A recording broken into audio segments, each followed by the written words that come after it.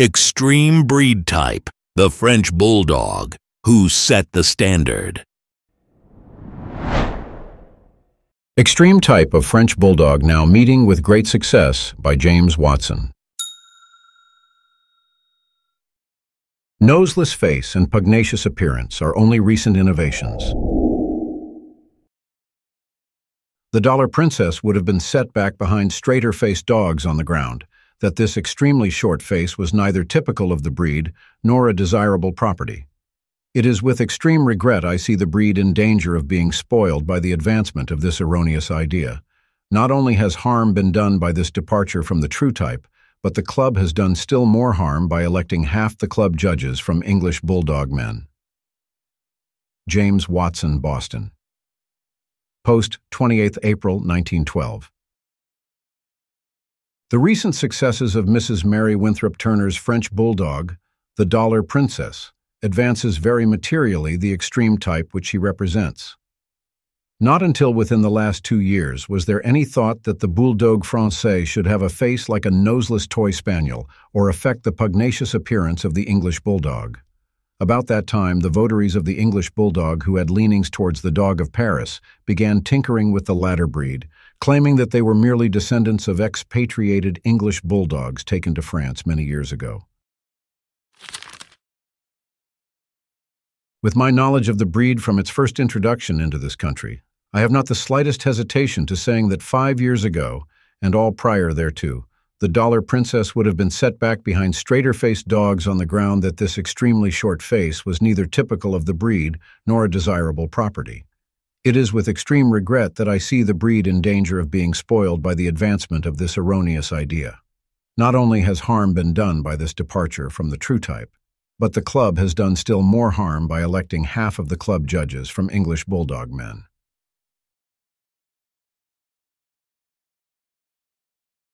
Our French Bulldog breeders might well take a lesson from our English cousins, who make no claim as to the French dog being built on English lines, but all their best specimens are of the type we have hitherto had. It is called properly the Bulldog Français. Then the dog built on English lines is called the miniature Bulldog, and classified by the Kennel Club as such, and that is how it ought to be here. More English blood will be surreptitiously introduced by unscrupulous breeders, and the result will be that the breed will not breed true. The taint will crop out in late generations, in accordance with the laws of nature and the descent of heredity. Another of nature's laws is that of regression, the tendency to return to the normal, and it is this law which will determine that the extreme variation in the case of the Dollar Princess will not be filled in her progeny. This, of course, does not mean that not a single one may approach her in this respect, but that the general tendency will be to return to the normal of her parents and the parents of the sire of her progeny.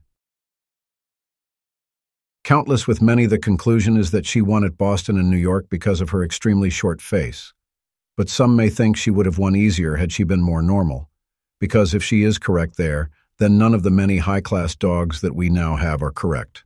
She is good otherwise, as good as anything we have in body type, ears, and expression, and no one can cavil at her present high position.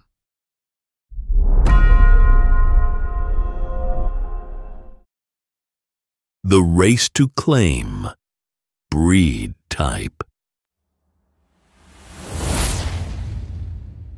Everyone wanted to be able to claim that their French Bulldog had finally set the type for the breed. The newspapers and periodicals of the day are filled with rivalry coverage for either Never Never Land kennels or Noswell kennels, and the judges seem divided as well, with the New York Times, Field and Fancy, and Bit and Spur giving favorable coverage to Mary Winthrop Turner, and the New York Sun giving favorable coverage to Mrs. Lawson's dogs. In this example, written by Mrs. Mary Winthrop Turner herself, she references Hopton, a world-famous judge of bulldogs, sometimes referenced as the godfather of bulldogs. George C. Hopton was from England, but was an honorary member of the FBDCA and judged several events. The question of type in the French Bulldog has long been an interesting subject of controversy and was brought to an issue by the protest of Sal Volatile by Mr. Arnold Lawson, shortly after the French Bulldog Club's specialty show held at the Hotel Astor April 21, 1910, in New York City. It was not entirely the fact that Sal Volatile swept the boards at the show which drew out Mr. Lawson's protest, but the fact that an article appeared in Field and Fancy soon after referring to Sal Volatile as almost perfect and the nearest yet produced to the standard of the French Bulldog Club of America. This claim was hotly contested by Mr. Lawson in articles appearing in all the dog journals, and then the controversy of type started and ran for some time in all the journals in the country. It was decided on this account the endeavor to get some universal standard, and an account of the ways and means agreed upon was printed in an article by Mr. T.M. Turner, which I take pleasure in reproducing in this booklet. Also articles by Messrs. Hopton, Grisdale, Vedder, and Phelps. The foreign standard radically differs from ours here, in that it calls for a dome, and our standard calls for a groove extending up in the forehead. However, Mr. Lawson printed in the July 1st number of Field and Fancy an article regarding type, in which it is settled according to the foreign standard. As the French bull does not belong exclusively to any one person either here or on the other side, and as all those who have interested themselves in the breed deserve to have a voice in what the type shall be, it is of course out of the question that America should accept through Mr. Lawson the standard of a foreign country when we have the best French bulls in the world here and in greater numbers. Few seem to know that the French Bulldog Club of America, of which Mr. Lawson is a member, was the first club ever organized in the interests of this breed, and is there for the parent club as regards French Bulldogs. Was Watson wrong? Contrary to James Watson's predictions, the breed type for heads seemed to run rather consistently for the offspring of Champion Pourquoi and Champion Tinkerbell. Full sibling, Champion Parsk has been written about consistently as one of the best-headed French bulldogs of his time. Perhaps no single individual dog has so strongly influenced the stamping of the head properties of the French Bulldogs than Champion Parsk, purchased by Mrs. Fred Edwards of Boston from Mrs. Mary Winthrop Turner of the Never Never Land Kennels, by whom he was bred. He was by Champion Pourquoi out of Tinkerbell, and a little brother to the famous champion, the Dollar Princess.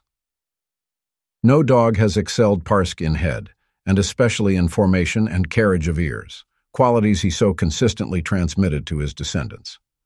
Had he been a trifle better in body and a wee bit heavier in boned, he would have been near perfection as any dog of the breed has ever attained. His value, however, has been great in the progeny he has left behind him.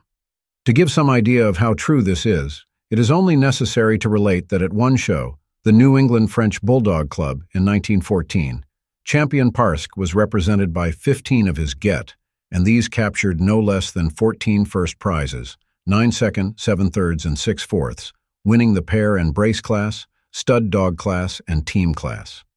He was represented by 6 of his get in the produce stakes, in which they were victorious. In the largest class of the show, junior female puppies, numbering 18 first, second, third, and fifth prizes, were awarded to Champion Parsk puppies. In fact, viewed from his stud career, he surely ranks well up to Champion Nelcote Gammon in number and quality of his descendants, and the direct influence that can be traced to him. The French Bulldog, published by the French Bulldog Club of America, 1926.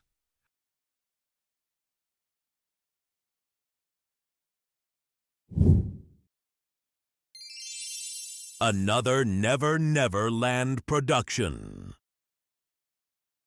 Along with Champion Parsk, Mary Winthrop Turner seemed to produce yet another prolific sire, a half-brother to Champion the Dollar Princess, sired by her 1911 FBDCA National Specialty winner, Champion Pourquoi.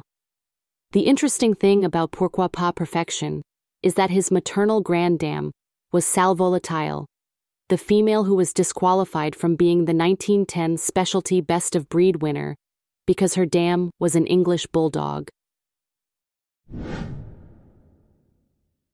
Meet the judges.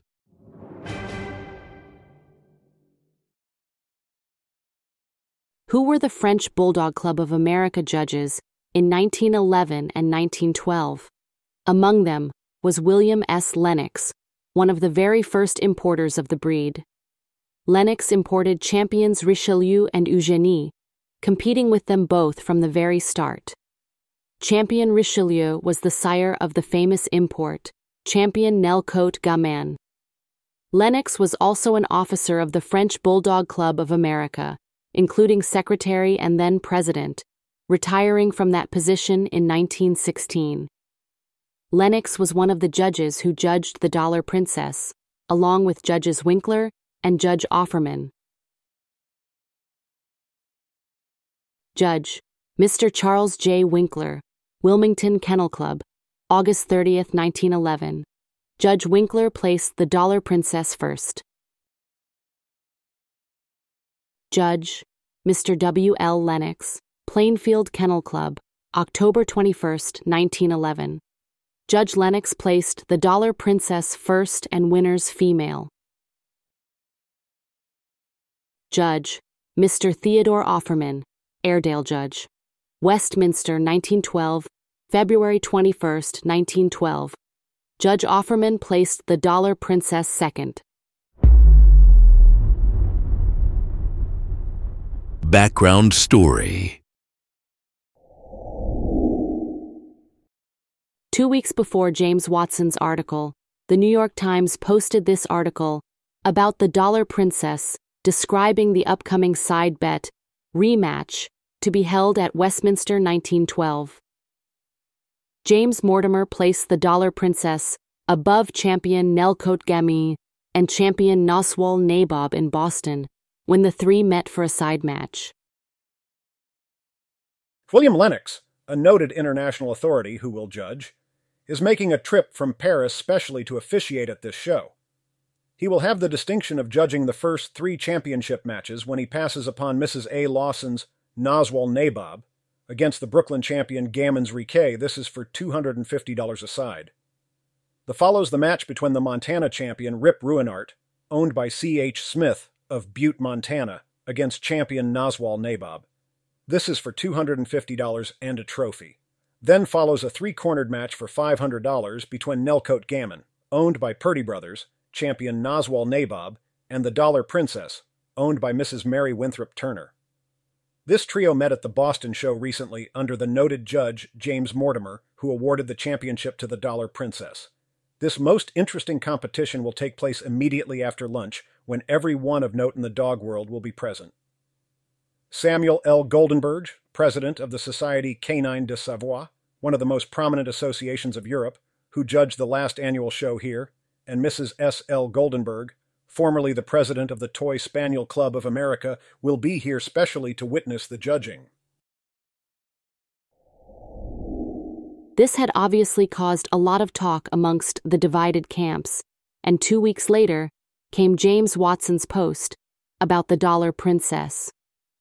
Days later, Samuel L. Goldenberg and his team judging that year placed the Dollar Princess behind champion Enchantress, as well as made sure that Mary Winthrop Turner's international champion, Charlemagne of Amersham, imported from English Lord Pelham Clinton's kennel for a record amount of $5,000 in 1910, did not win the coveted title of FBDCA specialty winner that year.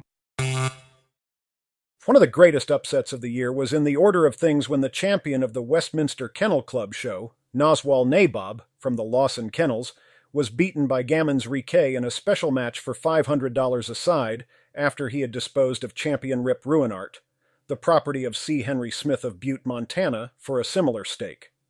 When Riquet beat Nabob, 3 judges, William Lennox, George Brock, and S. L. Goldenberg, made the decision with Riquet getting 2 of the 3 votes.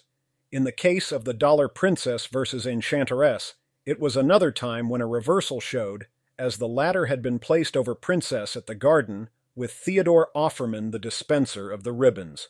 New York Times, April 21, 1912, page 30. We consider the Dollar Princess was fairly beaten by Enchantress, as the Dollar Princess both showed badly and was badly shown, but we shall take every opportunity to show her against Enchantress in the future till such time as the judgment is reversed.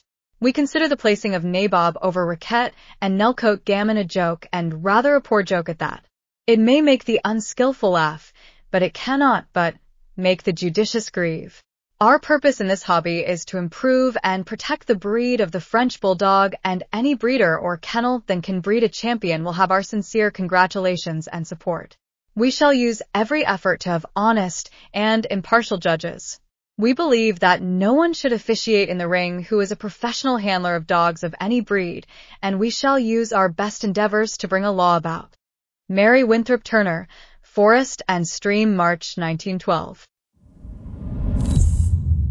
Dollar Princess, champion of Dollar Princess French Bulldog, owned and bred by Mary Winthrop Turner of the Never Never Land Kennels, becomes a champion of record by her coming through the winner at Chicago Dog Show just held. Mrs. Turner has done much to keep pure the strain and high standard of the breed, and her win is a deserved testimonial to her success. Dollar Princess was bred by Mrs. Turner from her own stud, Champion Pourquoi Pas, out of Tinker Bell. Forest and Stream magazine. French Bulldog shown. Brooklyn exhibitors among the principal ribbon winners. The French Bulldog Club of America gave its first specialty show yesterday on the roof garden of the Hotel Astor. Mrs. Mary Winthrop Turner of the Never Never Land Kennels of Shelter Island Heights. Long Island had many of her dogs entered, and most of them won places. Her beautiful doll, a white French bull, took the produce stakes. The Purdy brothers of Atlantic, Massachusetts, took first place in the dog class. In the final award, in which two were classed, the Atlantic man's dogs won by a close margin. Brooklyn Dog takes 6 prizes. Ralph Underhill of 38 Montgomery Place, Brooklyn, had his dogs entered in 6 of the classes and came out a winner of ribbons in each. 3 of these firsts, a second and 2, were reserves. In the feature event, Mrs. Mary Winthrop Turner's Dollar Princess turned the tables on Mrs. Doll's Lucia in the special class. Lucia had cleaned the boards when the princess made her appearance. Charles N. Denault's Gammon was then defeated by Mrs. Turner's Dollar Princess for the best dog in any class of the show. Brooklyn Eagle, Sunday, April 20th, 1913, page 68. Gives idea of French bulls. Mrs. Turner says he should be first of all a bulldog. In making her judge's report on French bulldogs benched at the Kennel Club show at the Crystal Palace, Mrs. Mary Winthrop Turner prefaced the awards with the following statement. Before going over my awards, I wish to place before the members of the French Bulldog Club my conception of what the French bull should be. I claim, and I am supported, I think, by the majority of breeders, that a bulldog, French or English, should first of all be a bulldog. We do not want the extreme type, with tremendous spread, twisted front legs, and with an exaggerated underjaw showing the tusks curling up to the nose. But if we do not stick to the bulldog as a type, we will have a lot of terrier bodies, dogs high on the leg, light of bone, flat of rib, in-shouldered, froggy-faced, and soft expression. What we want is a small, compact dog with a well-finished face, deep stop and semblance of furrow along forehead, with a low, wide, thick-set body with loose elbows, however, but with bulldog shoulders. These properties, harmoniously proportioned, with quality and finish, produce the kind that is difficult to get and hard to breed.